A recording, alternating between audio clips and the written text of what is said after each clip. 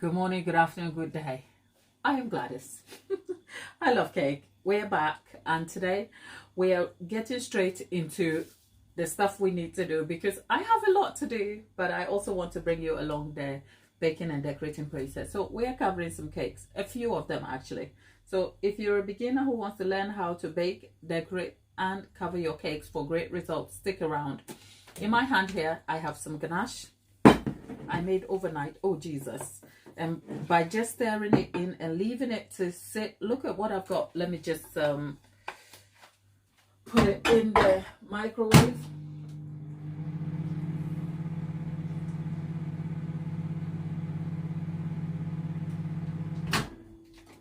Ganache can be very precious to work with, so yeah, I am not I am not going to be kicking for a while because I need to work quickly. Tabitha is back, friend and sister in the chat. Lovely Tabitha, how are you? How are you, darling? You know what? I'm back, but we're doing the serious stuff. We are covering cakes. So this is some water. My spatulas go in. I tell you, when you're working with ganache, you have to make sure things work quickly. Why? What am I looking for? I know what I'm looking for, but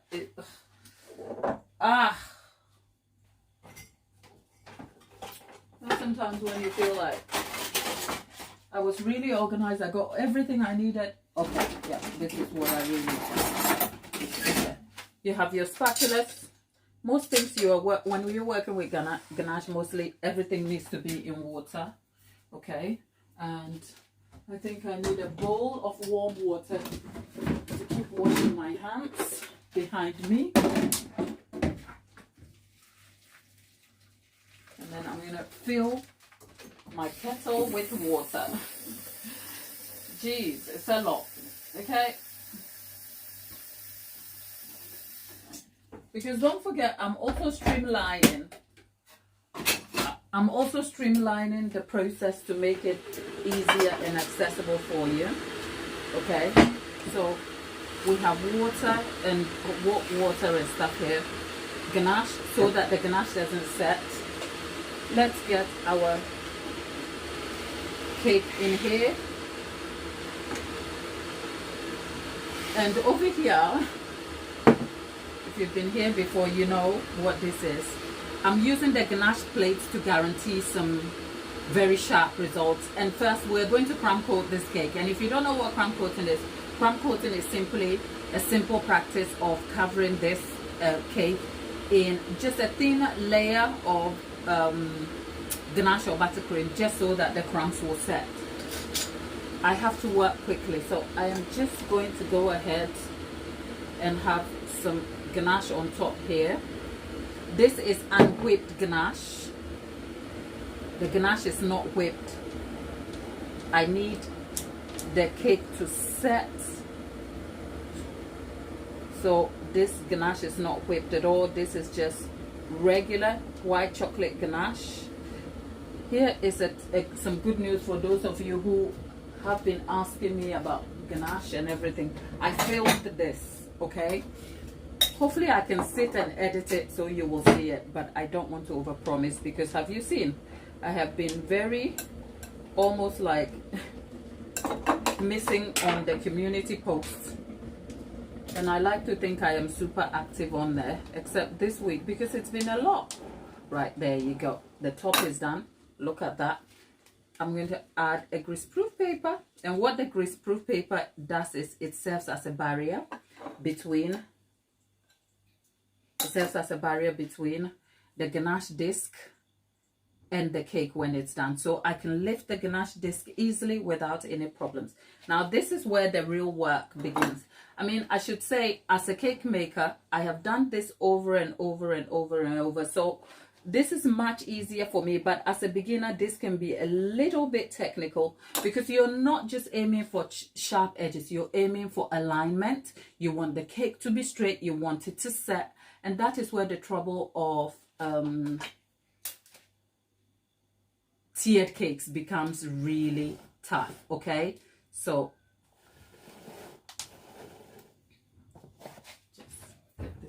the way. Just making sure there is alignment here. And the top of the cake is also level. Okay, if you're a beginner at this point, like much of it is just keep it looking exactly to make sure that things are straight. Because if your cake is not straight at this point, I'll tell you now, by the time you finish, if it's wonky, it started and you missed it. Let me just get something else.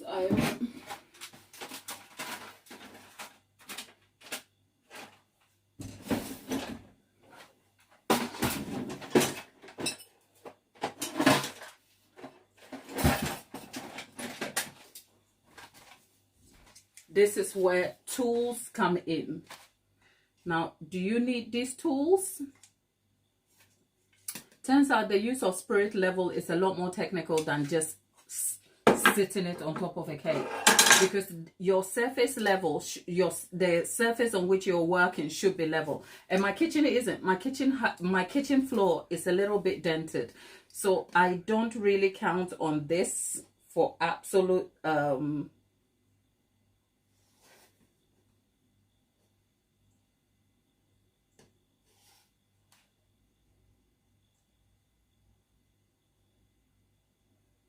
okay. I can't tell you this is exactly right, but we've got there in the end. Okay, that's great. Auntie Jackie says that's great. Thank you, Auntie Jackie. Are we all right with our Psalm 23 today? Can we take it again? Psalm 23. My people. Today, what have we been reading? I tell you what, I haven't been reading nothing. Okay, I woke up very late because I went to bed my sleep is a bit messed up this week.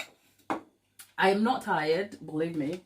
I am exhausted from everyday tasks I have to indulge in terms of what I have to do. That is exhausting, but I do give myself room and time to rest. So even if I say I went to bed at 3 a.m., please, that is not to solicit sympathy at all. I am all right. However, going to bed late affects how my day runs. Today I had a little mini meeting with my, I call him mini producer. He's my landlord, my son. Because I like to hear his concerns, you know, and that boy had concerns.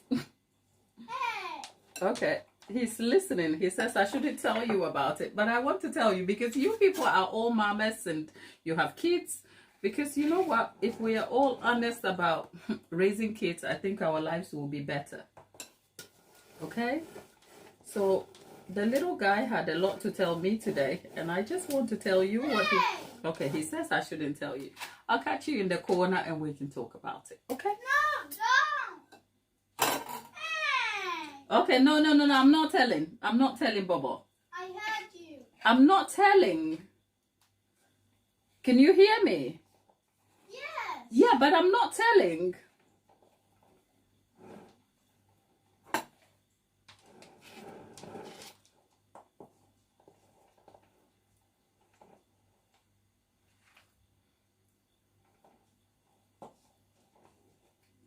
I am not telling, okay, Bobo?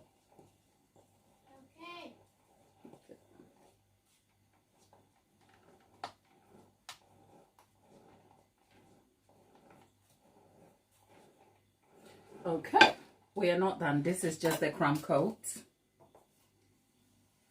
So let's...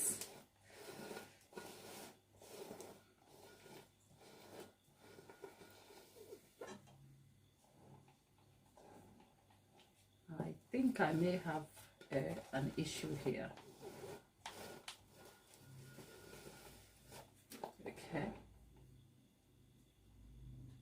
Okay.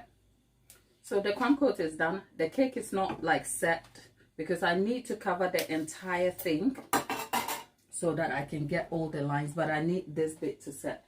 So perhaps what I'm going to do is, what am I looking for? Yeah. My little friend over here.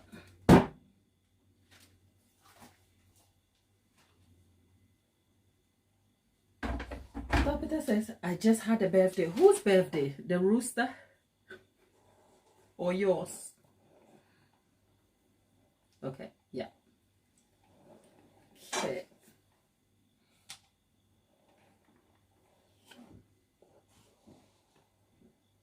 Okay. Right. For now, that's the crumb cake done. I don't want to overdo this.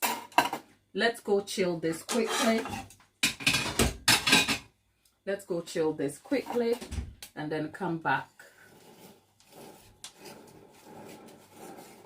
Because when the ganache is like this, it actually chills very quickly. It will set on time and we will have room to work.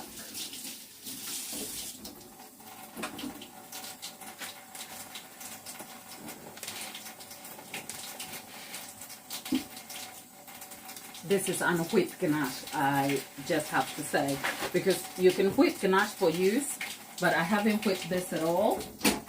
I think there will be another one that I will whip, but this is just unwhipped ganache. So that's our, out of the 2-tier, here's the first one of the 2-tier cakes. Let's go chill that. Did I hear big producer? Oh no, he's not. I thought he was coming down. Let me just go put this. Daddy isn't here. No, he's upstairs. Right. Let's get. Now we have the lemon one. Remember this cake? This was from yesterday, right? I woke up this morning and I had to trim it to shape. So we have a lemon drizzle cake, all in its glory. But we still need to work quickly so our ganache doesn't set on us. So let me just go put this away and then I'll be back.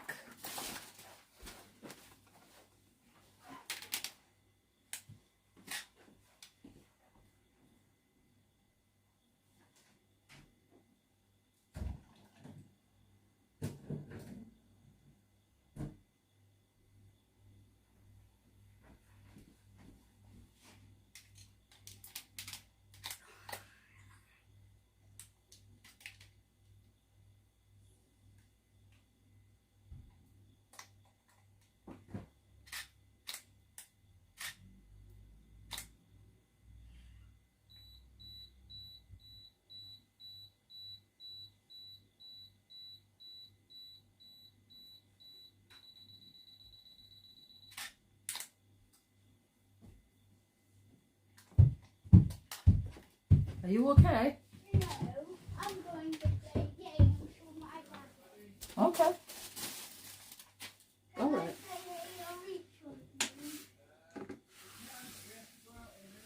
What's beeping? It's the camera. I have a camera set up to the other side, so I was just taking a photograph of what I was doing. Now the ganache is set hard, right? We're gonna have to put that back. I can tell you right now that quantity of ganache I have to work on this cake is not enough. So I'm gonna have to go make some ganache again. Oh, be careful you don't melt this over. Okay. Okay. This won't work. This won't work. All right. Let's start with the top because that is always important. First, let's. If you're in the chat and I'm not talking to you, again, I am not ignoring you at all. But this work right here is a lot, okay? This work right here is a lot, right?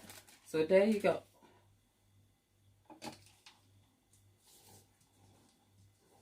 Okay, let's rub this around, round.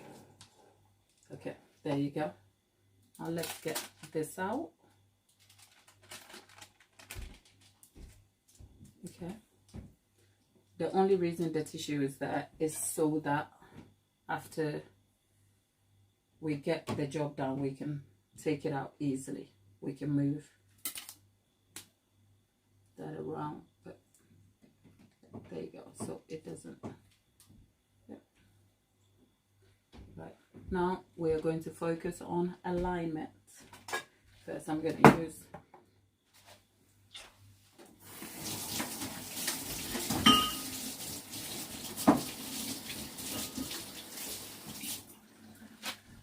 that to make sure it's aligned. Okay, it's not aligned at all sides. I'm just getting ready to go. The thing with ganache discs are they are not as easy as you think to work with, because there has to be a gap. There's already one below the cake and one here. So when you are aligning both, you almost have to employ a technical eye at doing this, and it's always not straightforward. So even as a professional, I don't recommend it at all. I'd rather you learn to freehand this, but I have them. I bought the ganache discs at a very early stage of my baking and decorating career, and I thought, okay, let me just bring something different to what we are doing today. But otherwise, I really don't like ganache discs, and I don't. Sir? Yeah. Did you just move the camera out of the way? Yeah. Why? I thought you were using your phone. Why would you think that? Because you always use your phone.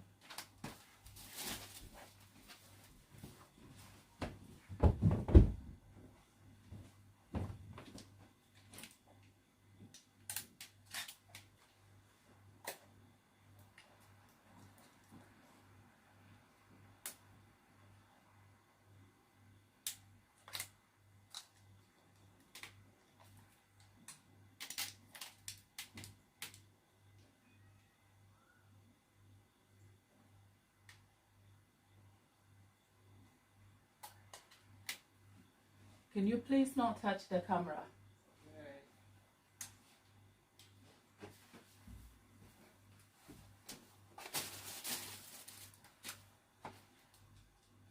It's pouring with rain. Rainbow.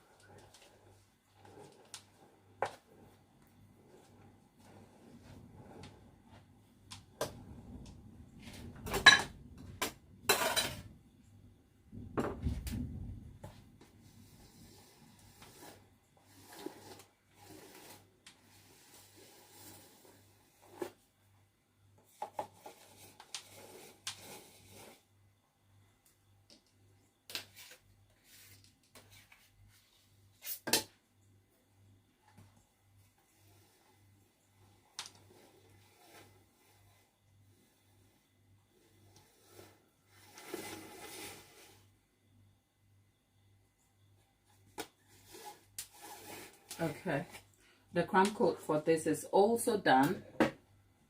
I'm going to leave this to chill whilst I bring the other, the 5-inch back. Bear with me.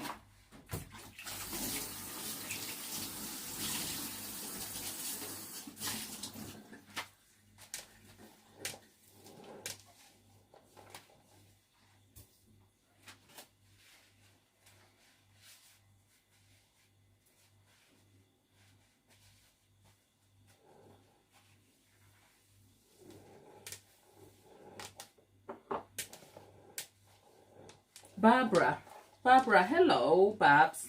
How are you? I can see Barbara said, I said hi. Sorry. For those of you who are joining me, like I've told you before, I can either talk, teach, I can't do both. I can do one or the other.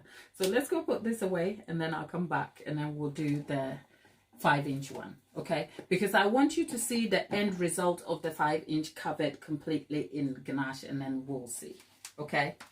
Let's go do that.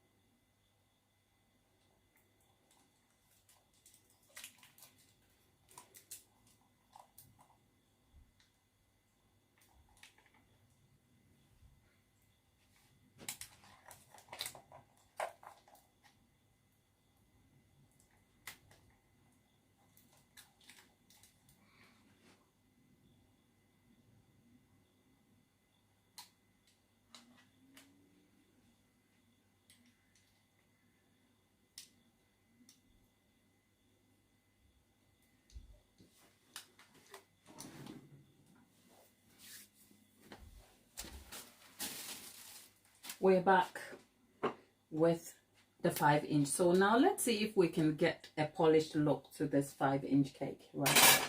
Same ganache, same consistency. Let's see.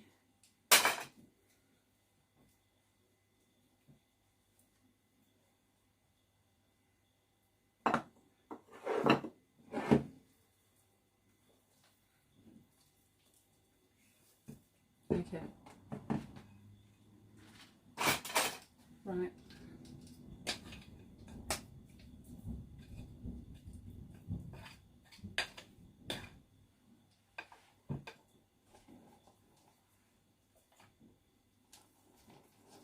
I'm just adding up to what we already have done. And if I told you crumb coating is just about getting a polished cake, you can see that happening because the crumbs are not going to come through. So we are scraping the top bit first, and then we are adding more to the bottom.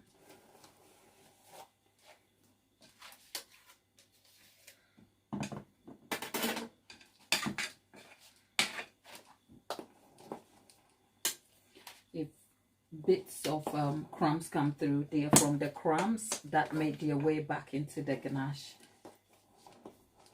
and not from the cake as it's happening. So generous, and then the ganache board on top then serves as a guide for how round your cake can get.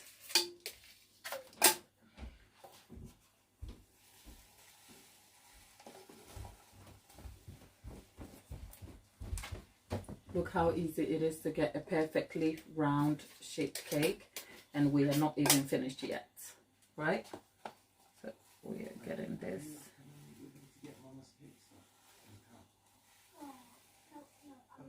No problem. No problem. No problem. Yeah. Today you are on your road. Yeah. Did you hear that? Yeah, it's like, I'm not coming. Today, when it comes to cake, I'm not coming. no, when it comes to cake, he's like, you're on your road, Dad. Okay. It's okay, Rio. I'm all right.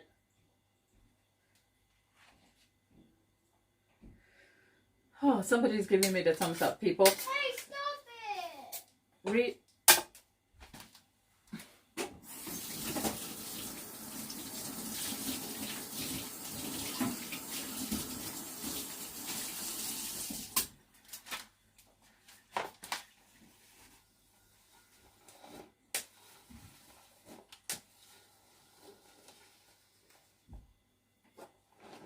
There you go. And then all we have to do is take off the gnache disc after the cake is set. But I kind of feel like the bottom needs a little bit more here to kind of like just even things out a bit.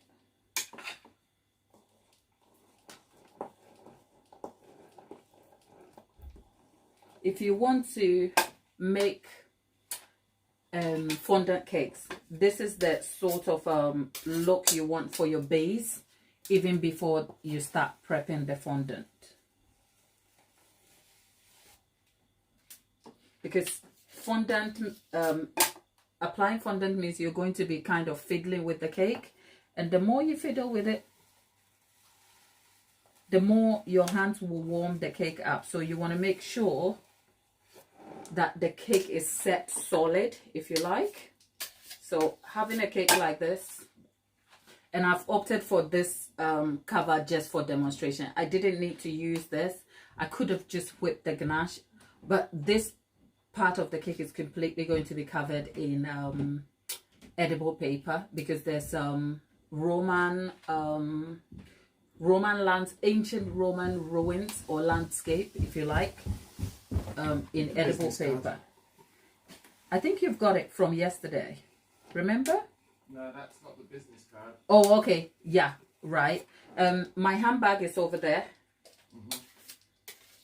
The little pouch in like my purse. Yeah. Yeah, there should be the This purse. 6012. Yeah. There should be the other one in there. Yeah? Is that lightning? I'm not sure. I need to hurry up before this shop closes. Yeah, please. Do they know what you want? I've ordered it already. 6021. Alright. Cool. Ria, I'll be as fast as I can. I'm going to get Mama's stuff. My hoodie around. Do you people realize the challenge I am having? Nope. Because, no, not you, sir. Because if you remember yesterday when I set this on the work surface, it was shifting because I did it. And so I can almost feel the cake shifting. But that is just by the way, right? So we've got it sort of to what we need it to be. It's not done yet. We need to leave this to set completely. And then I'll do the final coat before we apply edible paper. But we're not doing the edible paper now. But this is about the second coat. I'm kind of bummed I still have this. Oh, should I? CJ says, we understand. Oh dear, thank you. My people, you guys are so kind, right? You know what? I will kind of get this sorted.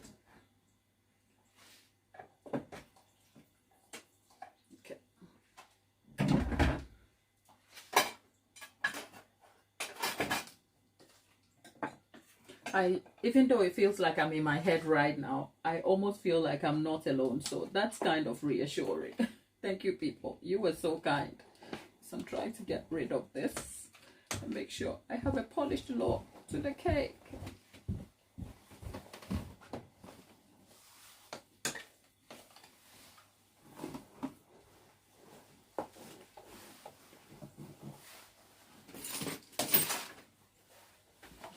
Let's get this done once and for all.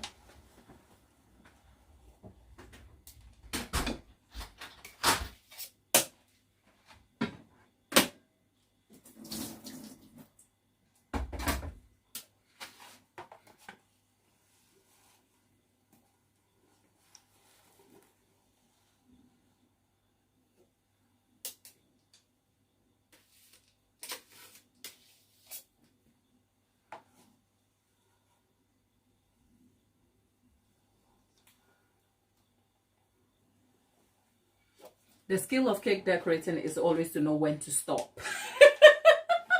And clearly some days I don't know. Okay, let's fill this side, which is, yep, and then, yep.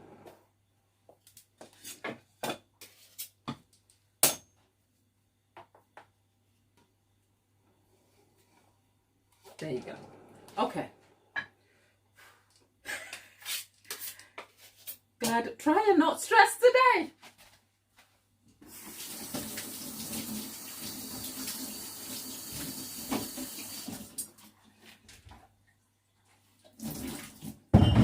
Now, here's where I kind of let you behind the scene a little bit. If you're watching your famous cake decorating creators and their scene of the tutorial, it's all perfect, and the stainless scraper they're using is all perfect. Know that they've done the real job, and the rest of what they're showing you is just for demonstration purposes. Because you can see the number of scraping you have to do will never guarantee a polished looking scraper when you are done. But anyway, that is just kind of just letting you know these lives are worth something. There you go. I think we have a polished cake. I will live with this for now, okay?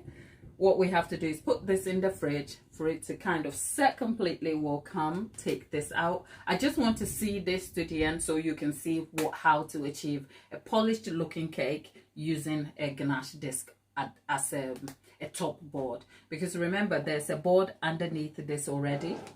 So that is going to help sit on the cake. But I just wanted the fine lines and the clean finish using the top board. So we've sort of achieved that. So let's go put that in the fridge, and then we'll get our big cake back. I love the look of this. I'm so proud.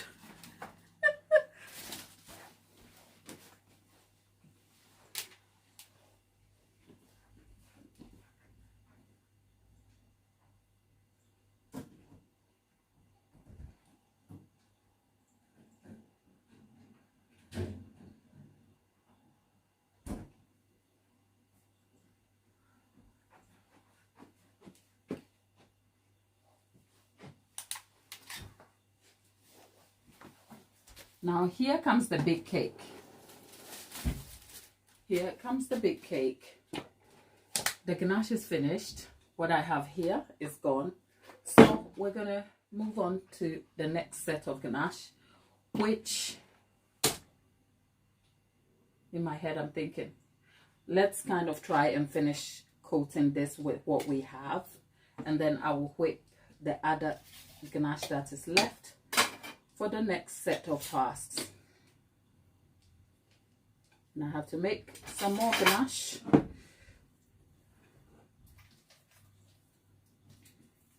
Because I only made 2 batches, and clearly it seems like I needed 3.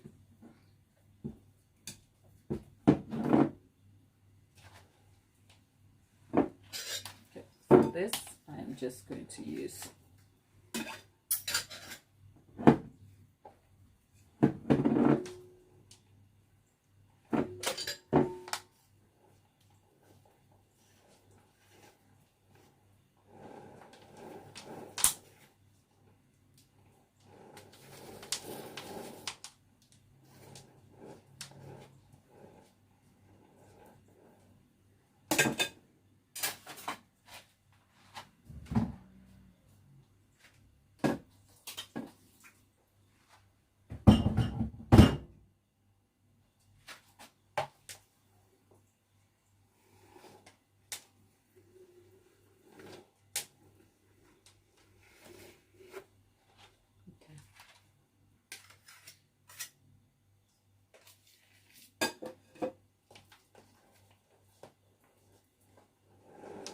Okay, I think we'll be all right here. Okay.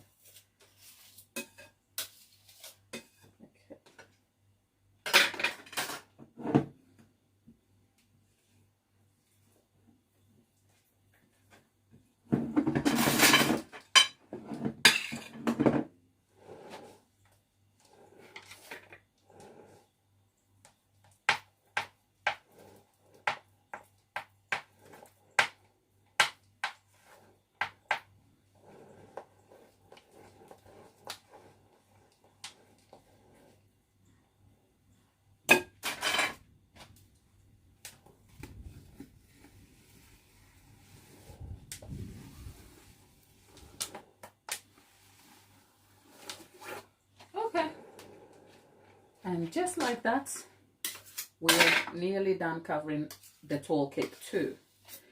Does that look polished and straight? We're getting there, but how does that look from your point of view? Because over here, it looks like a very tall drum. Let's go and...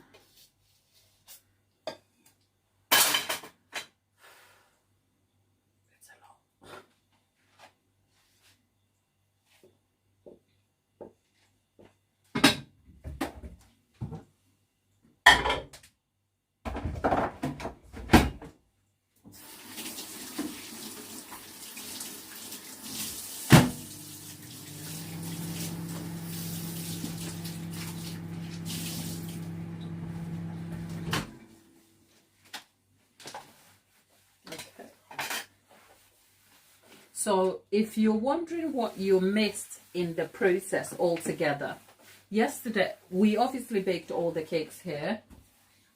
We have all the lives here for you to check if you want to see. And then I filled and stacked the cakes right here. Was it? Yeah, yesterday I did all of that. So I told you I was going to leave them to set in the fridge when I wrapped them in cling film and put them in the fridge. And they were set in there overnight. Now, to prevent the ganache from cracking, because when the cake sets in the fridge, it obviously sets hard because there's moisture that has been held together, and the chilling process means when the cake comes back to room temperature, all that moisture that moves can cause cracking. So one of the things you want to do, even if you set your cake in the fridge, is to also give it time to come back to room temperature so that that moisture will kind of move out a little bit and leave the cake set so that you don't have structural problems. Because it's okay to cover the cake when it's frozen, but you have to thaw it slowly. And that is something you have to be mindful of, that when the cake is setting and there's moisture movement in it, it will cause cracks. So all I did was, just from last night, because I was waking up a little bit late, it didn't give me time to kind of bring you along the process. And believe me when I say it is intentional to kind of talk you through the exact processes of the cake decorating process so that you can get better results from it. Because you see people go, oh, I tried exactly the same thing. Perhaps you didn't, because you're missing some information, and that's not your fault, or you're missing some understanding or clarity in the process. So all I did was, when you saw me yesterday put all the cakes away and we finished the live, I didn't touch the cakes again, left them there all overnight. This morning at about 11 o'clock, I came downstairs, took all the cake up, still wrapped in the cling film, left them on the work surface whilst I got myself like ready. And then whilst they were still set, I trimmed all of them, because if I let them come to room temperature whilst before I trim them, the cake will start to move, and I need the cake to still be solid. So whilst they were still set, I was able to trim them using a sharp kitchen knife, just a kitchen knife to kind of nicely cut around it. And I did exactly the same for all the cakes, including the one that is right behind me. Once I was finished, I was done with trimming. I knew I was starting the live at 3 o'clock, so I just left the cakes at room temperature on the countertop, and that is exactly the cakes you saw when we, in fact, behind me is another cake. I'll bring that into view for you. So that is exactly what I did, which is why the ganache has kind of covered it nicely, as you can see, and hopefully we shouldn't have any cracking. I can't guarantee the cracking issue not happening, only because the cake keeps moving in and out of the fridge. But if I want to avoid cracking completely, after covering this cake, when it chills in the fridge, I need to kind of leave it at room temperature so it sets. That may prevent cracking, or I need to leave it in the... I have 2 commercial style fridges, so I have to kind of regulate the temperature in the other one so that it's not too cold, because the cracking is also caused by moisture escaping off the surface of the cake, which dries the ganache out, which can cause cracks. So there's no one simple reason why cracking happens in cake decoration and with ganache, but it's always important to have some understanding of how that happens. That said, can I politely ask, I think YouTube has kind of changed some of the interaction tools a little bit. So whilst you're here, it's going to take a little while before it rolls out to everybody. But apparently there is a boost button now. I don't know how it works.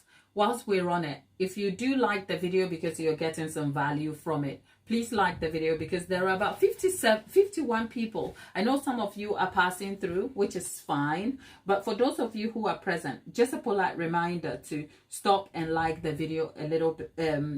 Stop and like the video, just so that it's a form of like cue for YouTube.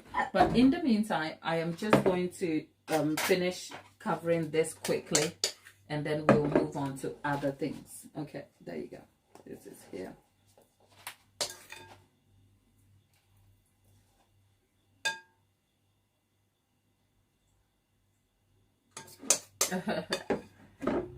Right.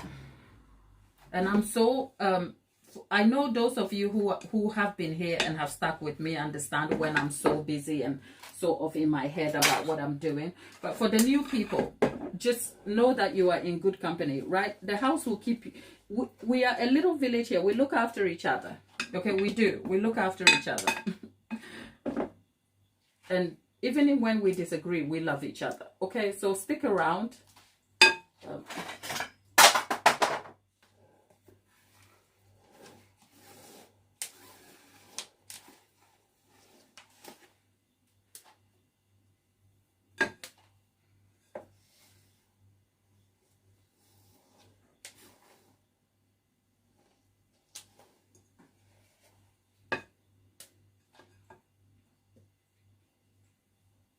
Okay, my fear of the ganache running out is really unrealistic. I think the ganache I have behind me will be enough to cover the cake I have and to do the finishing touches as well. So I think we'll be all right. I was worried I'm going to have to leave the entire thing mid-session and then go and get more ganache, but no. It's not that. I think we will be all right. But glad the lesson is always to know when to stop. Clearly. Okay, we haven't finished. It's not super polished, but at least we've got the surface together.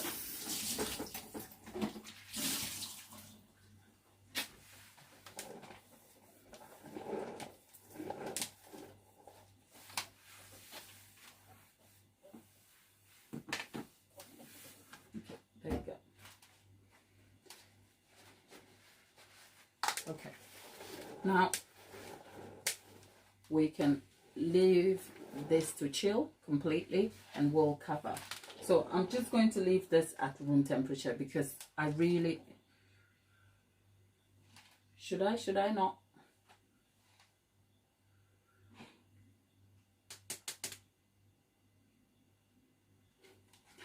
The way you guys get excited at the thought of lasso kid, eh? I can see people are just happy. Lasso kids, lasso kids. Lasso kid, how are you? Right, let's leave this for a minute whilst I kind of reset the work surface. And whilst we're on Tamara, is it Tamara or Tamara? Oh, Tamara. Tamara, how are you? Let's go and get the other little cake from the fridge also, so that it doesn't... Let's go get it out. 1 second. Anyway, you're in my kitchen. I'll see you in a minute. Let me just go get the cake.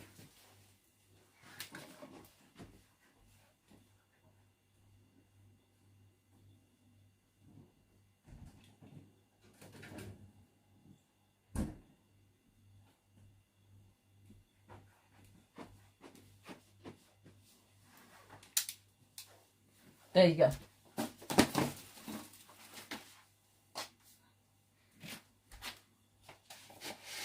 There you go. So that's the small one here. And when you get your ganache right and you cover it right, you can touch it, you can pick it up. It's just so cool when you work with ganache. At this point, the way the cake is covered, if I was covering this in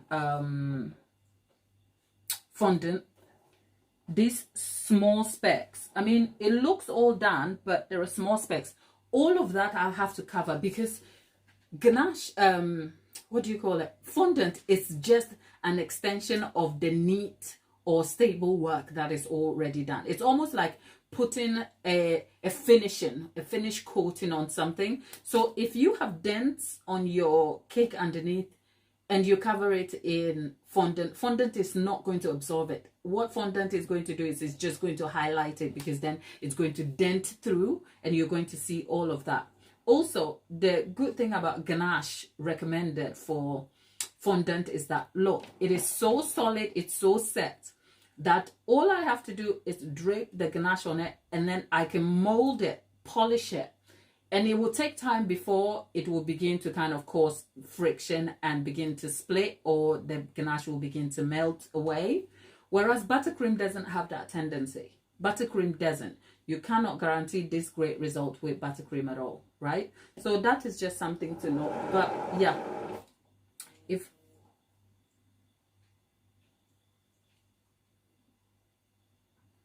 let me just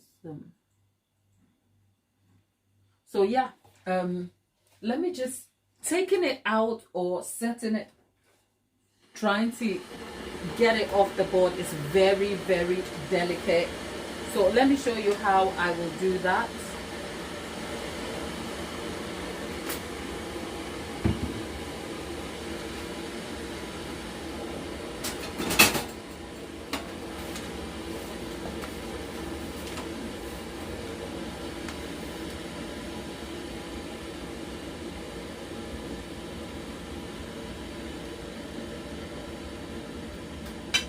Let me just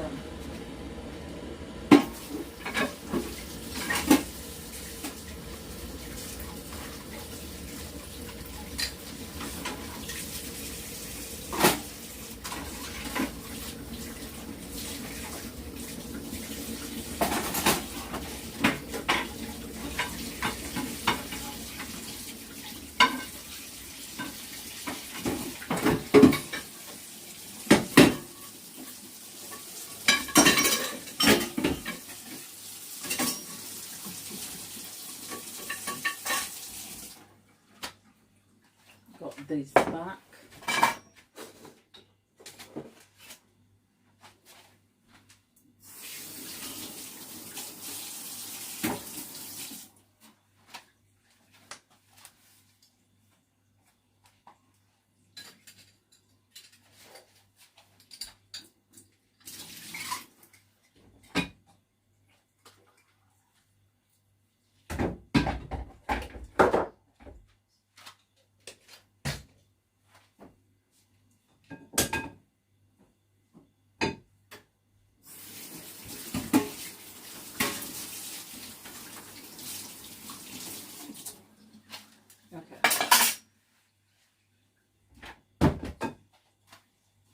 Let's get some hot water in there. I know there's a chat happening about fondant. Yes, Jackie's right. And Jackie's just described what fondant. It's like marshmallow in a form of Play-Doh. And if you look at the ingredients for fondant, it's exactly that. I know I'm just catching half of the conversation, but just hear me. I have a fear of missing out, okay? I have FOMO. So sometimes I just want to join in a little bit. There you go. What I am doing is just filling the sides in where there is. Okay. What I'm going to do is just get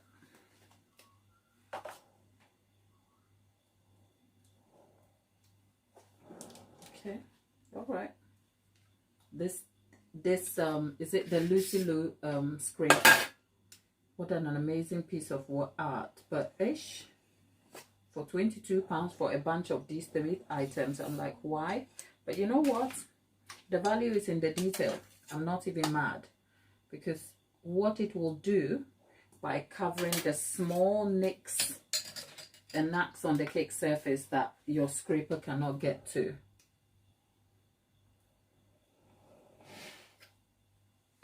Right, look, and suddenly, ah! Who noticed what just happened? I stubbed my finger into the cake.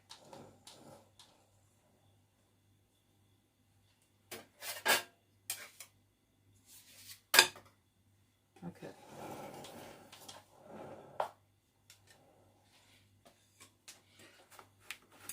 The whole thing of breathe, Gladys, breathe. Ah, people, can you see cake decorating stresses me out? Okay, it's not always fun and games, you know.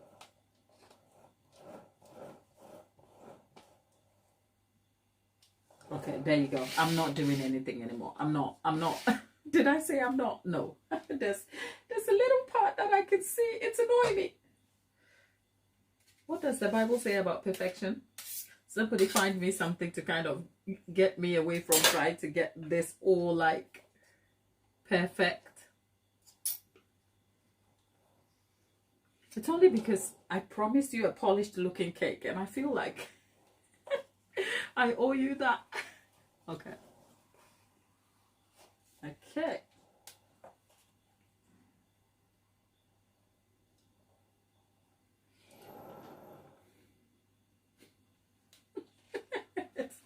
It's not happening, is it? Okay. One last quick. One last bit, glad. Okay.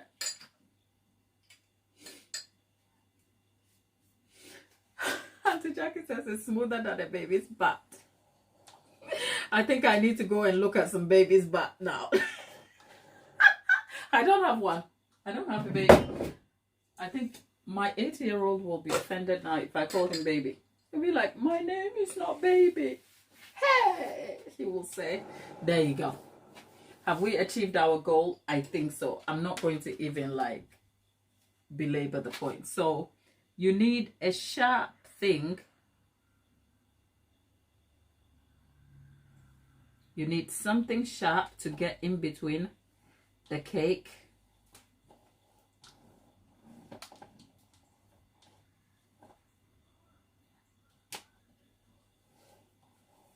and the top. Okay, there you go. So I've taken the ganache disc out. Now you need to go back and peel. There you go. And then you have to fill the top, scrape it clean, and that's it. Whew! Can you see? I did promise, so let's get to it. Let's get to it. With my little scraper in hand, I'm confident we will slay this.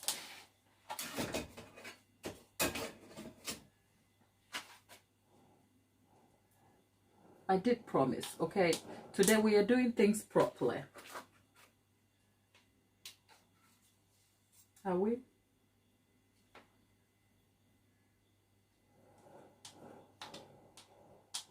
All I'm doing is, because remember we leveled the top already, so all I am doing here is just filling the top in.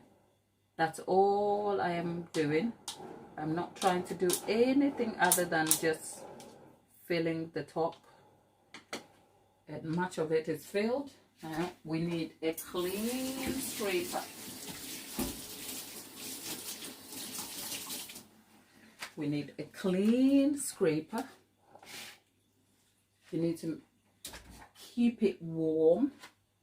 And the tip here is that at every single scrape, you wipe the scraper so that you are not introducing any mess back on. There you go. So there's only a little bit, but I need to scrape that off with the spatula. Then same one, level, scrape, take it off, go back, scrape, and take it off. Yep. And so there you have it.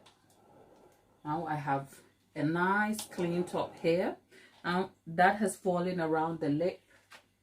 Again, take it off. Make sure the scraper is warm. Wipe it clean and then go back and just gather. Now you are not scraping the top at all. What you're doing is the ganache that has fallen from the top to the side, you are just gathering that all around. There's nothing to scrape. So with this, a good tip here is now don't do anything. Just go put this in the fridge to chill completely. When you come back with a sharp warm knife, you take it out and that is your polished cake done. Okay? And that's how you do it. I'm going to put it back in the fridge. We'll bring it back to kind of take it off, and then you will see the cake kind of polished and done. And that will be the end of this particular part of the tutorial.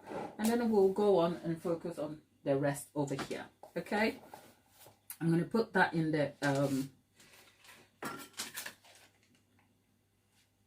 going to put that away in the fridge, and I'll be back because we need this bit to kind of cool completely.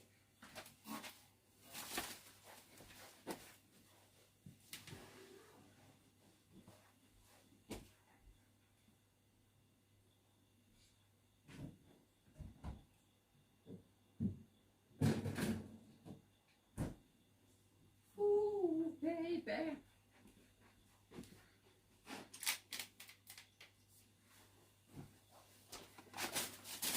Okay, how bizarre. Well,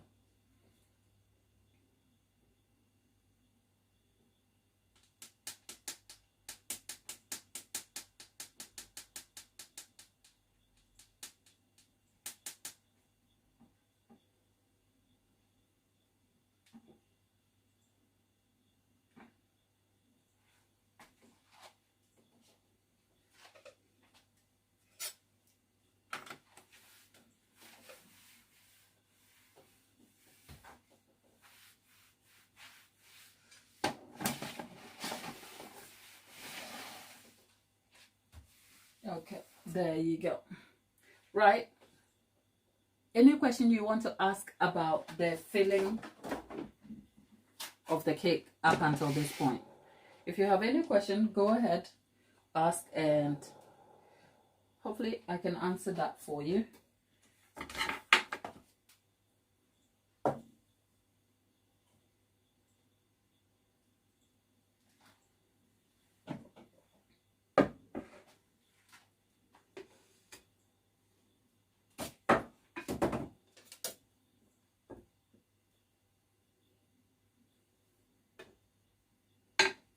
If you also notice, whilst you're here, people in class, if you've also noticed, you realize that the whole covering of the cake process is not about adding lots and lots and lots of ganache to the cake at all.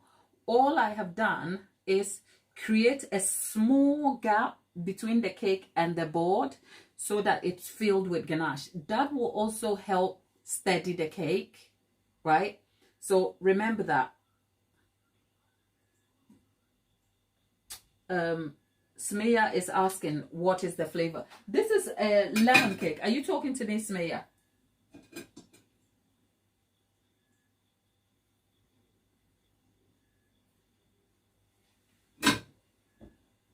It's a lemon. We have the red velvet, which was the one we've just finished and put in the fridge, and this is the lemon cake. I think, remember I told you I filmed the ganache, so the next aspect of the ganache we'll be using is actually the part of the ganache that will go as part of the tutorial. I'm just hoping I'll have time to kind of edit it, because I do have quite lots of footage about things I want to show you. I just don't have the time, because between having to do this all by myself all week and then sitting down to edit, I don't have 30 hours to spare. I keep telling you, sorry.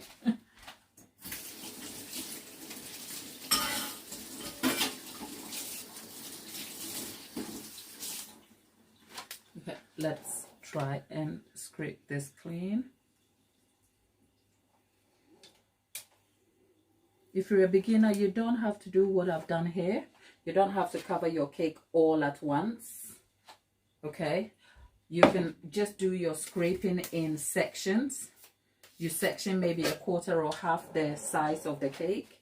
You cover that, you come back, and then you do some more, and you do it in bits until you get what you desire. Okay.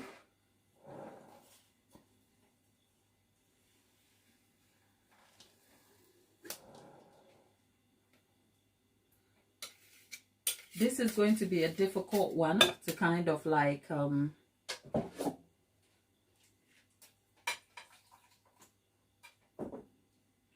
kind of flip over. I'll tell you why. Because we have both the cards and the drum, top and bottom, so we need to take both off.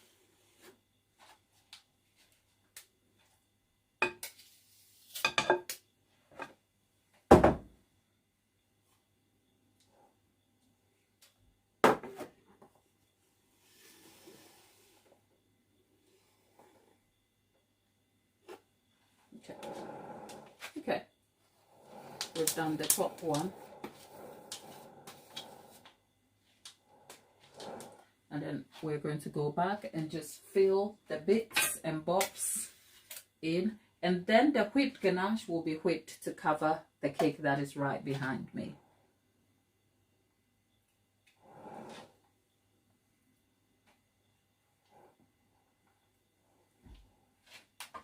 I like how these cakes have come together.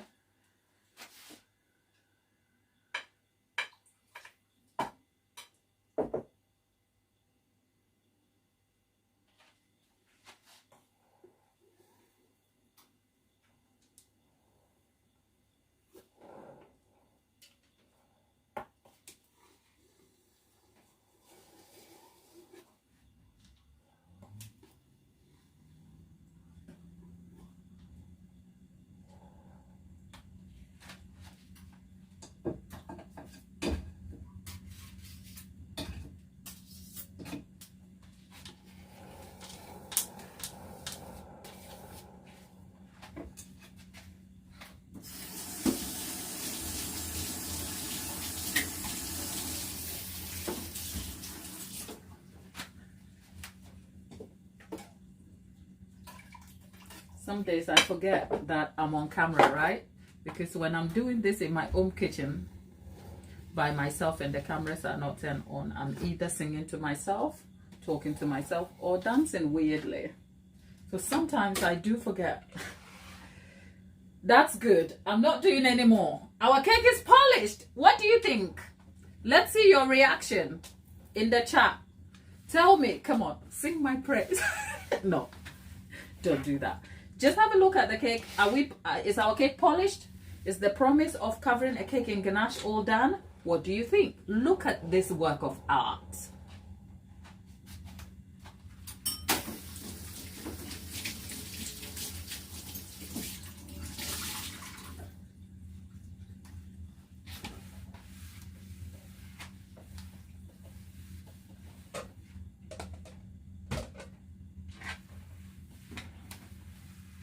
Who doesn't like pistachio? I have a bag of pistachio and pistachio cream, and I've been thinking of Dubai chocolate cake of some kind.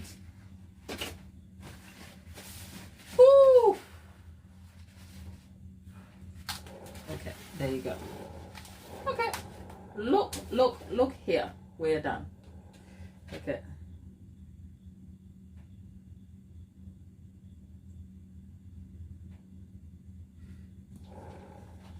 You know what? I've thought about the Dubai chocolate thing.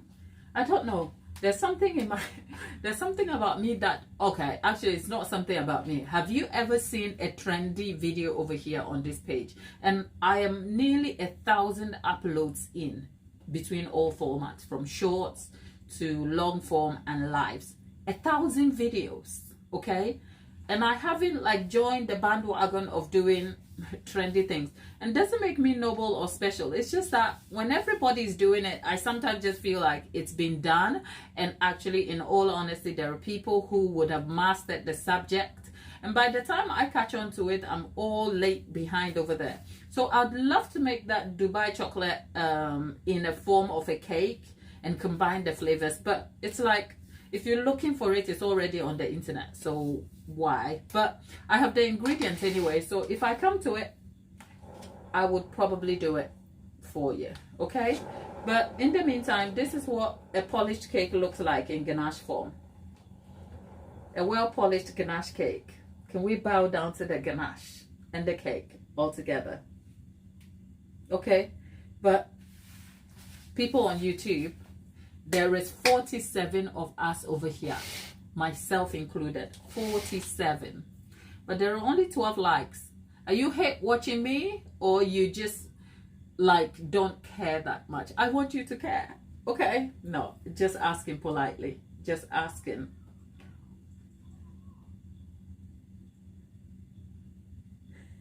Tamara says, don't take this as an insult. It's okay, it's okay. Oh God, I know our world is so sensitive, you can't even pay a compliment by even prefacing it with your intention. Look, we don't, our natural inclination here is not to feel insulted unless the insult is so obvious and glaring, okay? But otherwise, our natural inclination, and I speak for the community, me and my villagers, we are the same people, okay? It's okay, we don't automatically take things as an offense, and if whatever you say is lacking context or is doubtful, we'll ask more questions. Does that sound like a fair ground to start? Okay, so no, that's fine. I look like the lady on the Aunt Jemima bottle. People, Aunt Jemima people, have you heard? If you're looking for a mascot or I'm here. Hello, I look like her anyway. Thank you, darling. Thank you.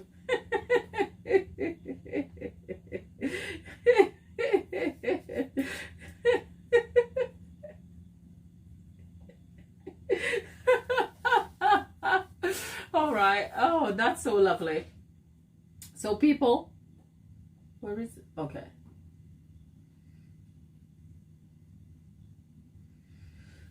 Subia says, I love your personality. Thank you, people. Thank you. Thank you, people.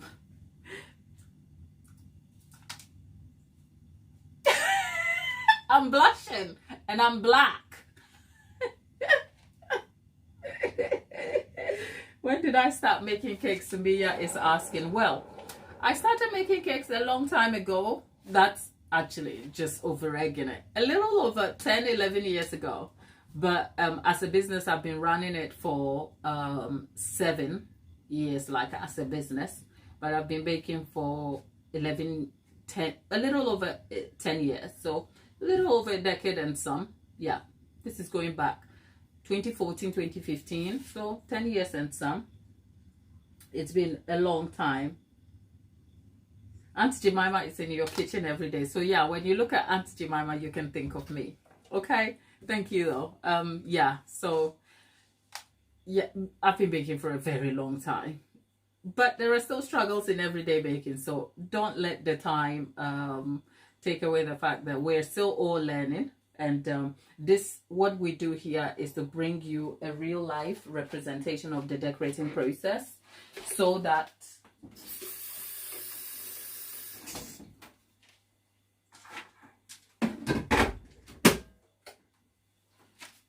you are inspired and encouraged. Because if I were to film this in long form,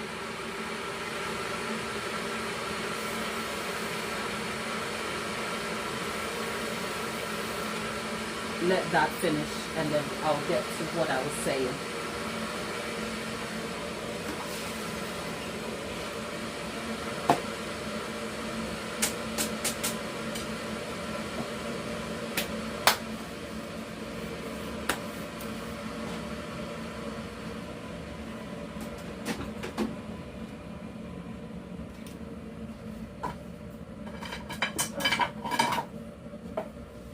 There's something I'm looking for.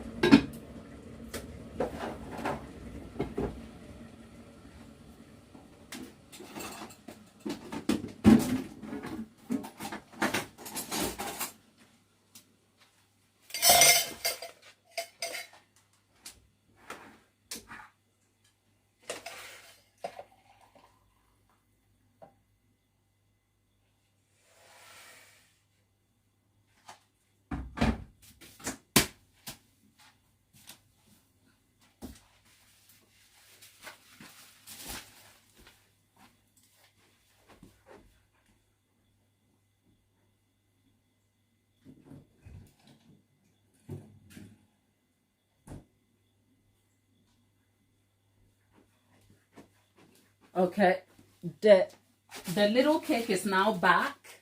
Let's get it done and done with so that we know we got that completely done. Okay, this stays here. Now, that's a sharp knife that I have dipped in water. All I want to do now is just scrape the top, and that's it. All done. All done. All done. Can you see the sharp lines, polished look? Unfortunately, this is not going to be a fondant cake. One last tip though. When you cover ganache cakes like this, you want to let it breathe. So I'm going to pop a hole here, and then I'll leave it then at room temperature so that it will set, so it's not solid. But if I want to work on it, I can put it back in the fridge if I want to work. The good thing is that because the ganache is made from cream that is almost like cooked or warmed before it melts the chocolate, nothing will happen. You can work with it. So yeah, I promised you a sharp looking cake, and we're done. That's it. Now over this one over here, I'm gonna have to find a way to kind of take the board off, but at least I've shown you how to do it on this one. And for that, yeah, because you know what, doing this kind of stresses me out a little bit sometimes, and then I'm also kind of missing out. So there we are done over here. And I also just wanted to join in the chat so that you don't feel ignored. Samia was saying, I think somebody said in the chat that baking is more technical than cooking. Yeah, baking is science-based, and it's also precision, what you call precision cooking. Everything has to be precise because you are relying on reliable variables to get the results you need. So cooking is a lot more flexible. And I mean, as an African, I've said here before that I have to almost fight my natural, my African instincts to not mix and match things randomly. Because believe me, I may seem like I know what I'm doing, which may be it, and it comes from the experience of doing it consistently over a number of years. But there are also things that will work against you. I hate precision. Like when I have to be constantly precise, it bugs me. I like flexibility in my life a little bit. And so that sort of tendency can affect your baking result. It is probably, okay, so let me make my case, okay? It is probably the reason why I like adaptable recipes. All my recipes, you can swap them with just minimal effort and still consistently great results. And the simple reason is I hate when things have to be so tightly managed, because I just feel like a life doesn't work like that sometimes. But if you have a tendency to stick to rules so rigidly, it will also help you in baking, because it means you are able to focus on the fine precisions of the measuring process and follow the exact timelines, observing your visual cues for great results. So there are personality types that will lend to the best results. And if you are a very scatty and organized person who just likes adventure and you're woo-woo in your head, baking is not probably for you. Maybe a different kind of baking. Like go bake a scone, go make a biscuit. Don't try a beautifully decorated cake or macarons. Just leave those stuff alone. It won't work. Oh, Tabitha says, I am a rule follower. I'm too high maintenance and pretty for Tabitha. You know what? Don't we all say? I mean, I'm not trying to kill nobody.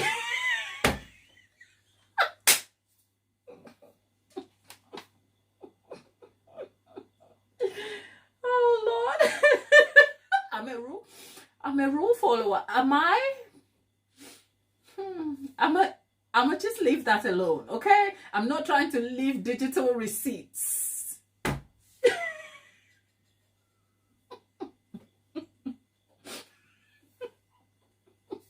Karabo is back. Karabo, our friend. I'm not, because the quicker you master the knowledge that the internet is forever. Let me just move this out of the way. The quicker you master the knowledge, the internet is forever. Say it with me. It is forever. So you almost have to fight yourself all the time to remember. I mean, can we just have a laugh? That's the problem with Meghan Markle. And hello. Can we just kind of fine tune it and say, because when the name enters the chat, we are either actually going, oh gosh, nobody's trying to tear Meghan Markle down, okay? We're not trying to tear him, but Meghan Markle has become the poster child of how not to do something, or if you do, the person of Meghan Markle has become so interesting in modern times. And I have gone from actually going, she doesn't represent me, she doesn't represent my value system, which is okay. That doesn't make me an R-word person. People who like to just follow her because she is a person who is supposed to be in close proximity with me. To be honest, we don't do that. We talk. I mean, if you go back 2 days ago, we hold serious conversations about that. But we also should exercise critical thinking to kind of like question things, because that's the only way we get answers we need. And the subject of Meghan Markle is interesting because while she would have you believe that everything we know about her is through the lens of the influence of the papers and media outlets, Meghan Markle has a wide digital footprint, from Netflix series to podcast to the royal catalog of digital archives that they have. So if you never read Daily Mail one day, if you never listen to any of this YouTube podcasters who actually just make her a fixture of their negative commentary, but you picked up all the digital footprints we have about Meghan Markle, she, on the spectrum, in one way, I have sympathy for her, because in a way, she's kind of failing right before our eyes. And failure is very subjective. I'm not saying she's a failure. I don't know her life to know she has failed, because what may indicate failure for me might not be for her. Maybe she might appear that her public persona and perception is falling apart in front of us, but her bank account may have a few more zeros. And for that, that will be a good thing for her. So I'm not saying Meghan Markle is a failure. I'm only saying she may be falling apart in our eyes because she started from somewhere. She said one thing, she changed that thing, and ever since, she has become a blueprint of the things you shouldn't do on the internet or anywhere where there is a digital camera or a DSLR looking at you. That's all.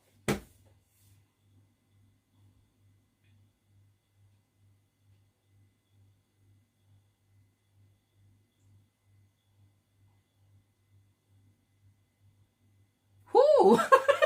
Smia just went in and said she's not someone. Well, I don't think it is our place to tell people who they should look up to exactly, but we can hold space in the conversation about what people's value system should be, okay? We can't, I would like to think all of us can exercise like our brains to know what is good or right. And I'm not meaning the subjective good or right where there's your truth and my truth. I'm talking the actual factual truth. Okay, so we know what is good and what is bad. And for me, Meghan Markle doesn't represent me, okay?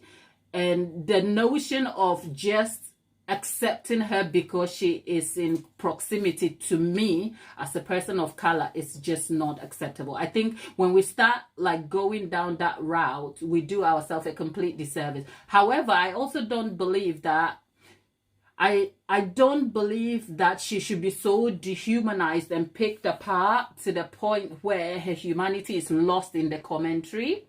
So I have never or will never attack her for her appearance, who she is. The only commentary I have about her is based on what I am observing digitally, based on the information she has provided me. Okay? For instance, there is an interview of her that is banging on over here. I haven't watched the season 2 of the show. I'm probably not going to watch it, so I have nothing to say about it. I'm sure there's a lot of sources of information about how good or bad it is, but I think that in itself is subjective, okay? People should be allowed to make their own minds up. And whilst other people have already come out and said the show is boringly bad, I haven't seen it, so I don't know. What I do know, though, is I watched season 1. I watched season, and it wasn't exciting. I just wondered, like, from a very critical point of view, I'm like, why, if the amount of money that was spent on that show was that big, it could have been easily a YouTube show. It could have been any of your favorite creators. Okay, the only reason she probably had that money is because of her proximity to who she married and his proximity to the people in power and who hold such enormous amount of influence. And for that, there is a conversation to be had about that. But the fact that she's posturing around trying to tell us how serious thinking she is, I don't think that is to be taken for granted, though. Okay, because the amount of scheming and strong personality you have to make it to that part of society is something she has to be credited for. And I'm not mad about it. The girl knows how to do it. Okay, she knows how to charm, and she probably knows how to kind of stomp when she has to. And I have nothing against that, because you can't be like a withering leaf when you want power and influence. Let's be real out here. You can't be, let's do makeup and be cute. Unless you are working under the principle of the iron fist in the velvet glove. If you know what that simply represents. Somebody who has a very terrible and strong inner core, but comes across as silly and stupid. Okay? And Meghan Markle is not stupid at all. I really don't think. I think people don't give her credit for the amount of brain power and scheming and the absolute networking genius that got her over there. Somebody has to give her like a crown for that. The reverse, though, after doing that and then telling us how, I don't know, like they, you know, I mean, if you go watch the interview,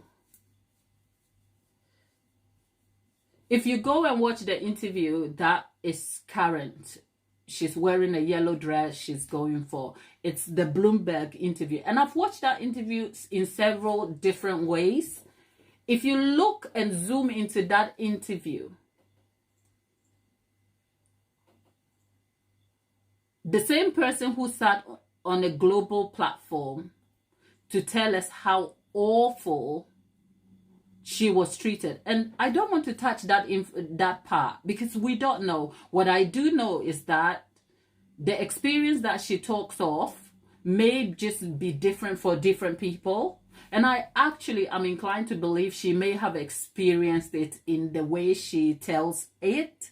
What I don't get, though, is if that experience is so true and so bad, why are you keen to still be close to them? As in, because in terms of like material closeness, like physical proximity, she's detached from them, which is why she went away to the US and she's far away from them. So yes, she doesn't want to come to the UK. She's making a point. There's security thing. I agree. I'm not mad about all of that. But you know what would be the most powerful thing and have all of us, including me and the people like me, all of us on the streets backing Meghan Markle and probably protesting on these streets to hold them people over there accountable? If she dropped that title and went around being Miss Meghan Markle and said, my children do not want to be associated with this. I love my husband enough to be here with him and to support him. She will become a model for diplomacy, like being able to stand your values, okay, whilst also extending humanity and disagreeing in a reasonable discourse. The problem I have, though, personally, my opinion, it seemed like the experience was unfavorable for her. Granted, she exercised an unfavorable choice in most people's eyes to exit. And I don't think it is anybody's business to tell her to stay or exit. I think she exercised the choice that was fair for her in the situation. We will never know what she really did experience. What I don't understand is the constant need to monetize the suffering that she went through, and yet to still be above all of us. Because I can tell you this, 2 days ago we were talking about the very difficult word called, it starts with R and it ends with ism. Okay, we were talking about it and I was sharing candidly some of the experiences I personally have had that may not represent the way we perceive that experience. And the fact that she may have had all of this and she has this platform and she's asked, like, what do you remember about your experience? And she's like, oh, she misses the UK for a radio station. Like, what? Like, really? When she's asked about her voice, and go watch it. Every time I make a commentary that is off the cuff and not cake related, I'll give you the source and I'll tell you to go watch it, because I'm trying to encourage you to make your own mind up so that we don't become an ecosystem who just band on each other because someone says, right? And this is the Bloomberg interview that she did promoting her show. And one of the highlighting themes of that interview is that she's clearly making a point of the fact that there was a time in her career or life where she wasn't obliged to speak willingly. And we all know that references her time with the royal family. So the interviewer asks her at some point in the interview that now that she has her platform and seemingly her voice back, what has she got to say about like some of the issues that are happening? And I think it was a trick question that was wrapped up because it literally mentions Trump in the context. And for her, I would see why she might want to avoid the subject of Trump, because she doesn't want to antagonize Trump. And she knows that her words are picked up at sound bites. So yes, I wouldn't particularly kind of answer a question like that directly. However, it was still an opportunity highlighting the fact that if you once upon a time couldn't use your voice and it bothered you so much that you left an entire institution that is so upheld, and somehow you have become a figure of discourse about the decision you made because you wanted your voice. Do you think it's time to use your voice, and what have you got to say? Okay, and this will probably be the time where she has to say something that is forbearing to something that is happening in our time. And guess what she says? She's like, no. I mean, no, it's a different time. It was a different time. And if I have something to say, what? If you have something to say, in this day and age, you really don't have anything to say except promote like wines and sell jam. Okay, girl, goodbye.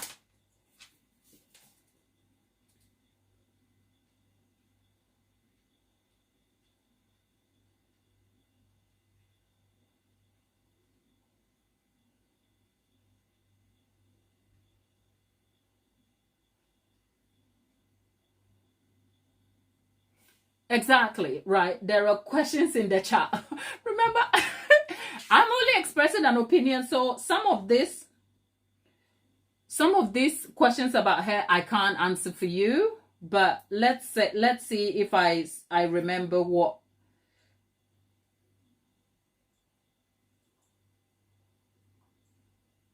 Okay, so let's see what I missed. Right. Tamara. Oh, Tamara was 12 when Diana. Are we talking about Diana? Everyone remember. Yep.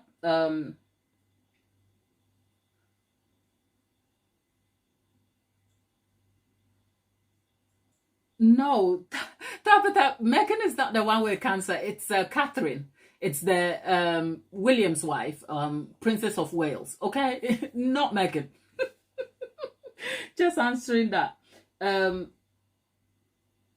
Didn't Megan have cancer? No, it's not Megan. It's Catherine. Let's just correct that part. Okay. Tamara says, I didn't understand how people called her racist when she's mixed. Yes, I think that is a misnomer though, because I think the subject of the R word is just so broadly used that there is such nuance that sometimes the commentary is kind of lost. The reasoning in the commentary is lost.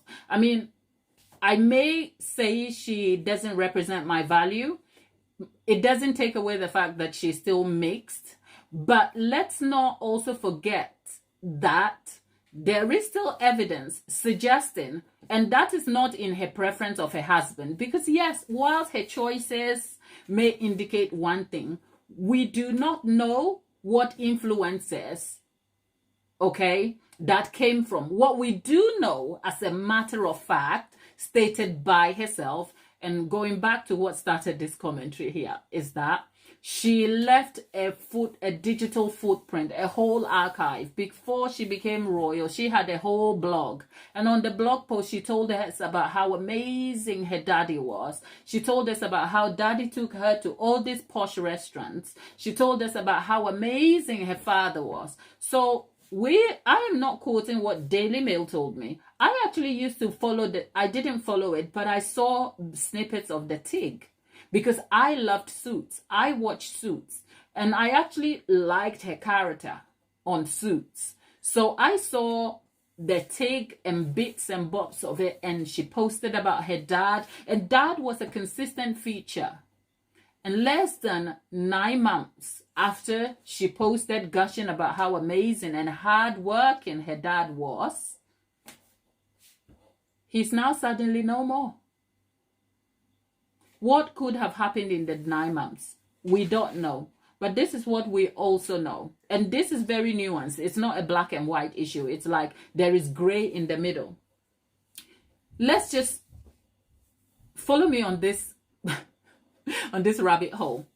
Let's assume that dad is as terribly bad as she believes he is, and for why she has to cut him out. Okay? The question is, was dad always this bad?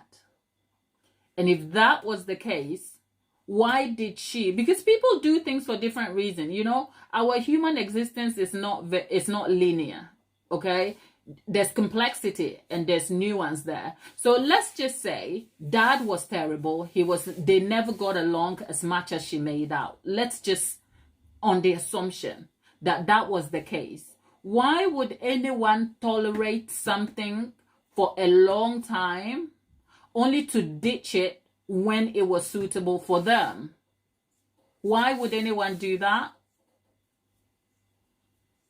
And for just this question alone, for all the answers you can associate with this question, okay, tells me she has an integrity problem. Do you see what I'm saying? It's not a color thing. It's not a person. It's an integrity thing. Because if dad was so bad that she was willing to still prop dad up on the TIG and tell us how amazing he was, only to ditch him when she found fame and all the trappings of it, it doesn't negate that dad was horrible. But what that tells me is that this is someone who is willing to bite her tongue, because you know what? Her dad wasn't the regular Joe Schmuggle over here. Compared to the status she has achieved now, yes, dad is a regular Joe over here. But let's make no mistake, Meghan Markle's father is not your regular father who went to Trader Joe's and did plumbing works. That's not like looking down on those jobs, but that's the thing Meghan Markle's PR wants you to believe. Meghan Markle's father was an Emmy award-winning lighting director. Matter of fact, these are not like people who you find on the everyday market. These are people who are skilled, highly knowledgeable in their fields. In television, his television, what do you call it? Married with Children, which there is digital footprint again about Meghan Markle, citing that she grew up on the set. So whether Meghan Markle grew up on the sets of her father's show or not, whether her representation of her childhood experiences were true or not, okay? The truth is, she did say those things because there are interviews where she said those things. So either what she said was lacking full context, which means she knew how to play the Hollywood game. She was able to feed the average person just enough truth to be associated with power and influence. Or she's just damn right lying in our faces. Either way, there's an integrity problem because there's no consistency in character here. And you may not know somebody's character, but you can determine it by the consistent patterns of behavior they show you. That's all.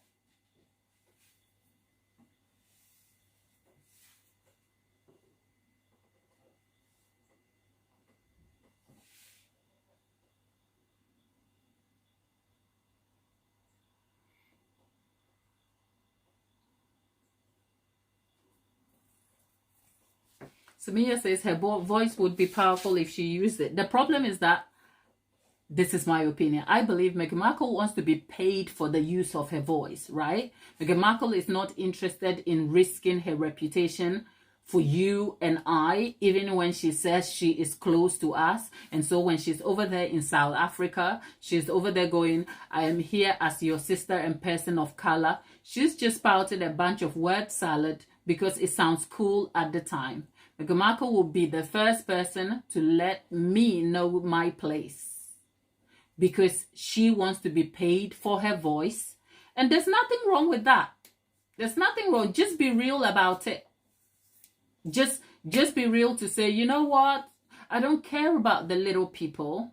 I don't care about this thing about I'm only mixed race when it serves me because there is a community of people who will back me because they can relate to my sort of manufactured trauma.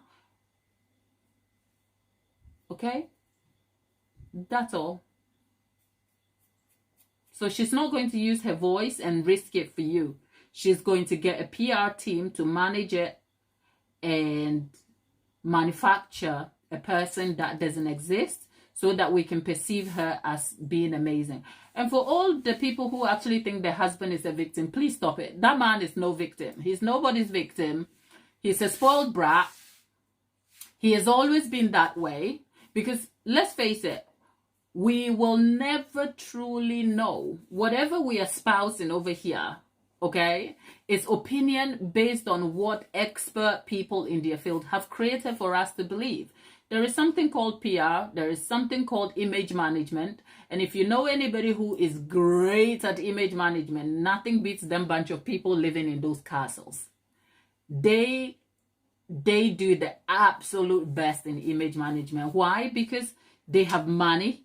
They have the amount of their money will reach places that you and I can never even imagine to get to. And that's not like assumption. That is fact. They have whole press teams. And do you know what press teams do? Press teams don't read news to tell the principal. Press teams are invested in understanding the landscape of people's reaction, what is going round in the news cycles. They haven't survived 1,000 years by just being nice. If you think those people are just like, grandma was nice, I have a bridge to sell you. Okay?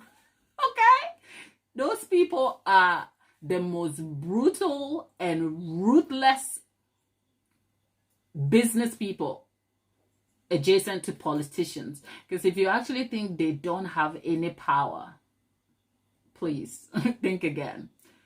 But you can read a book. Go read it. It's not my place to educate you on those people. So all I'm saying is that we don't know them. We know a version of their responsibility and image that have been told to us. And it's doing a good job. Because try telling me the Queen may have been not just a grandma, but probably... Okay, I don't want to upset people. Okay, if anybody told you anything besides the image of the Queen, that would be upsetting. I remember crying because she died, okay? And I don't even know the woman. I just know her on my money, okay? So, what we know of Prince Harry is a version that we've been sold. The problem is that he left the protection of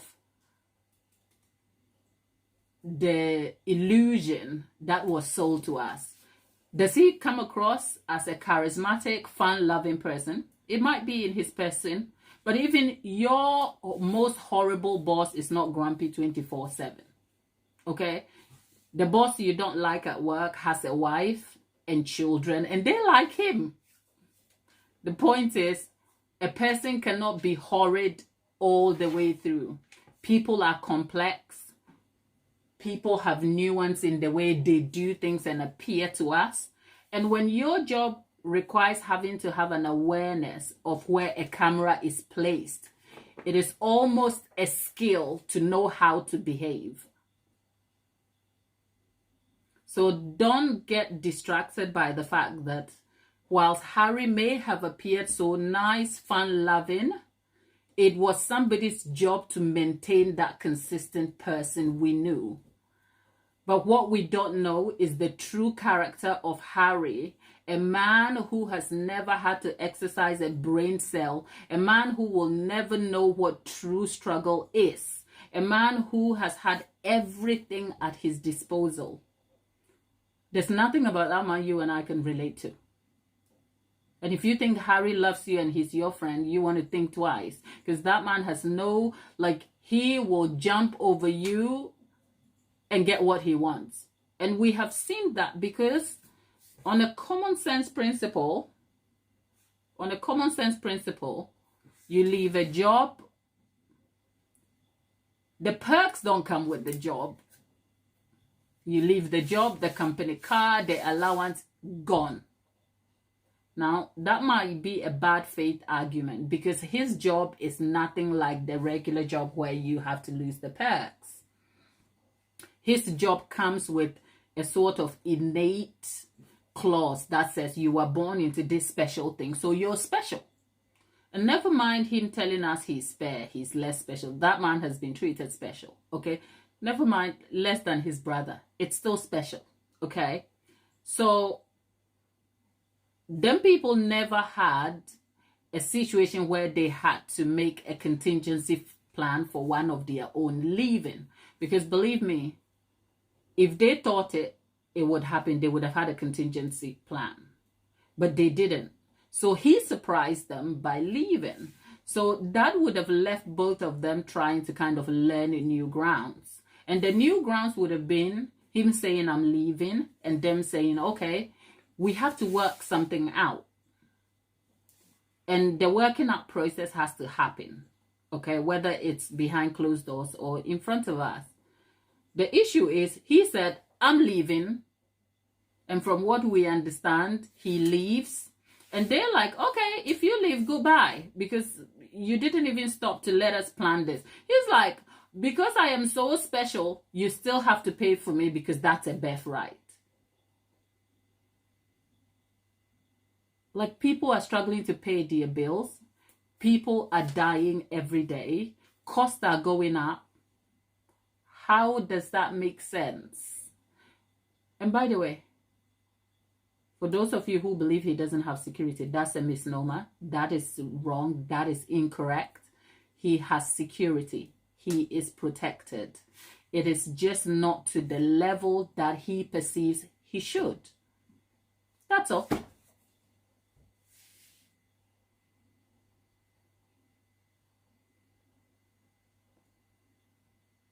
Thank you, Aunt Jackie. Somebody said, good morning, Gladys. Look, I got caught up at the sound of my own voice. I forgot, but I think somehow when we start going down that route, right, it's like, okay, everybody's like, okay, let's watch. Okay, right. I never even watched, I never watched The Crown, but apparently it's that good. Go, those people, that's a business, you know. Them people, they haven't survived 1,000 years by looking at you and thinking, we are here for your well-being. So when Meghan Markle tells us they didn't treat her well, I believe her. Do I believe the intention behind why she is telling us? I don't believe that. I don't believe she is telling us that they were horrible to us so that we can go and correct the problem and help her fix it. She's telling us so we can hate them, so she can have us on out her side, so she can make money of us. That's what I believe. I said it. That's all. So I believe her, but I don't believe the intention behind how she said it. Because if she actually thought these people are no good, I've said it here before and I've been consistent. She started off as a whole feminist. I don't know what black hole under which you exist to think that being a feminist will fly, running around a system that is built on patriarchy. Like, I don't know where your brain, how your brain functions. You must have thought, I just want to chance it. Like, a whole system, a whole culture. Them people, the dukedom, the titles at some point would not even go to the female bloodline. It goes through the male bloodline, and there are laws fiercely protecting that. There's a reason why Anne was never going to be queen. So this is a whole culture and value system that is set on patriarchy and male lineage. So common sense will have you know that if you really are flying here being a feminist, you just say good morning, goodbye, good day, and keep it pushing. You have no business aligning with them. And alignment comes in the form of where you are like in a commitment of marriage. Because marriage is a serious thing. It's a commitment. It's sharing values. It's crossing bloodlines. And you stand for feminism, and somehow a whole institution that has existed on patriarchy, you want to go there and you believe you will be welcome and you will be the object of change. That stuff is for the birds. So first of all, besides integrity problems, there is also like the common sense principle of, was she thinking, like, this whole thing, was she really thinking about the responsibility of the choice she is making and its impacts? Okay, because I may sound like I know what I'm saying, but believe me, I've made some mistakes in my life and I've learned through them and I've grown and I'm still growing, right? So some mistakes will live with you no matter what you do. And that principle is also in the Bible, people, okay? Because the people of Israel, every time they disobeyed the Lord and went and worshipped their gods over there, when they were punished, the punishment sometimes carried on for generations. So actions have consequences. That's all I'm saying. So if you meet a prince whose whole system and beliefs are set on patriarchy, and suddenly you get carried away by, oh, I love him. And after what, 3 dates, he says, I love you. And she said it, not me. Go and watch the Netflix show because there's a clip flying around. She said on their 3rd date in Africa, they were in a camp, a tent in the fields with the birds. And he said, I love you first. And 18 months later, you were married, is it? Yeah, 18 months later. 18 months, in my humble opinion, you could have dated him longer. You could have seen how this works and eventually gone, you know what? I love you, but it's an undertaking. So maybe. Or give it more time. But no, 18 months, she was married. She fell pregnant quickly. It was like, let's be done with this real quick. So why are we crying? Why? Did you think just because you fell in love, something was going to change. Because in the real world, you can fall in love and be out here doing all the things you don't need to be doing because you are high on the dopamine boost of love. But then people are thinking about their business. And that's probably why they chucked her out. Because they're like, we need somebody with discipline out here.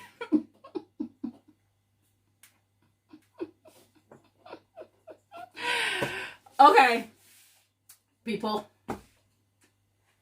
This is our house, okay? Go watch The Crown, go watch the show, have fun. That's it. In the meantime, our cakes are all done.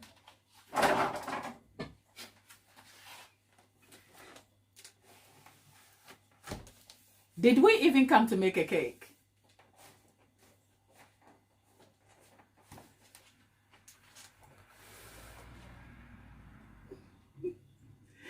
If you're new and you just see me, don't worry. I do say quite a few things on here, but I'm a cake maker, okay? I'm just your auntie the cake maker. That's all, okay? Our cake are covered. It's almost 5 o'clock. I'll be back at 6 o'clock to show you how.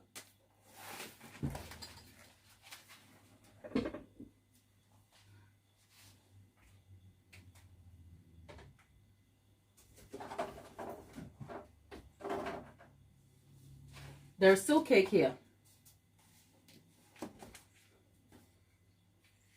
And I'll be back at exactly 6 o'clock to show you how you can cover this with whipped ganache, okay? Because this is going to be your very simple drip cake. And whilst we were able to cover this with solid and whipped ganache, on our next 6 o'clock session, we'll be doing whipped ganache, because this part of the tutorial I hope I can clip for later videos, and then I will show you the ganache making process, because I am actually seriously considering an entire series, I think about 6 episodes covering the subject of ganache. So if you're just seeing us for the first time, never mind. The subject of Meghan Markle and her people over there is just like it's just a distraction technique. We actually bake and we have serious conversation here. But even more than anything, if you forgot how we made it down to the subject of Meghan Markle, I was just highlighting the importance of digital footprints.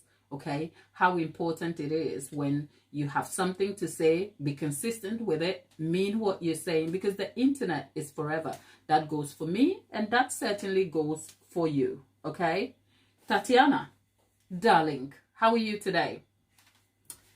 So we'll be back at 6 o'clock to cover this with whipped ganache, which will perhaps be seemingly slightly different from what this ganache coverage looks like. And then we will kind of talk about the small nuances of that. If you have any questions, I'm going to take it. I'm going to give it like 5 minutes and take the questions, because when we finish this over here, I'm going to wipe up, set up, and then come back, and then we'll be starting the next session. Okay? Otherwise, Tatiana, how are you today? I know you're at work because looking at the time, but it's Friday. Happy Friday, people. How is Friday going?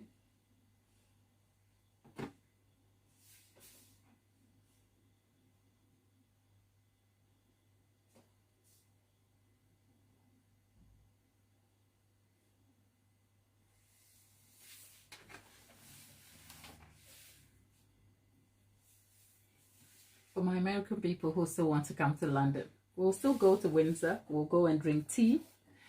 We'll watch the castles and we'll have fun, and that's all. Okay. Tatiana said, good dear. I'm actually home. Gotta go food shopping, then work. Oh dear. Not to worry. Have fun. Make sure you don't go food shopping when you're hungry, because that will double your bill. Okay, that's the tip. Make sure you have nice cup of coffee and a croissant or something healthy. Don't be like me. Don't scoff on cakes at 3 a.m. Okay. Auntie Jackie says that sounds busy. Of course it sounds busy, but I'm sure she will smash it. Okay. People though, chop, chop, chop, chop. Auntie Jackie, have we said a prayer already?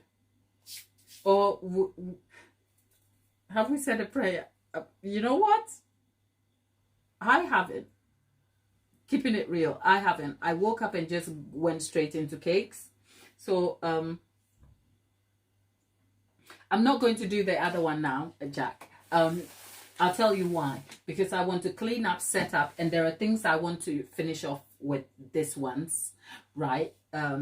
Doing that will stress me up a little bit because I need to take the gnache discs off and all of that. So I just want to set up, and because this one is going to be a completely different tutorial. It's going to be whipped ganache, and I want to take you along the process without like kind of making it unsettled. So it's 2 minutes past 5. In the hour I'll be back. I'm aiming to be back for 6 or 6:15.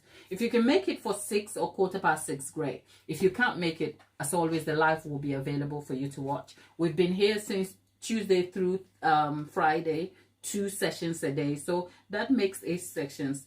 You won't see me on the weekend, but we'll be back on Tuesday. So I will see you again at at least 6 or 6:15. I shall see you soon, people. Okay, let me just go tidy up because you know me. Once I start yapping, I never stop. Love you though, and thanks for being here. I'll see you on the next one.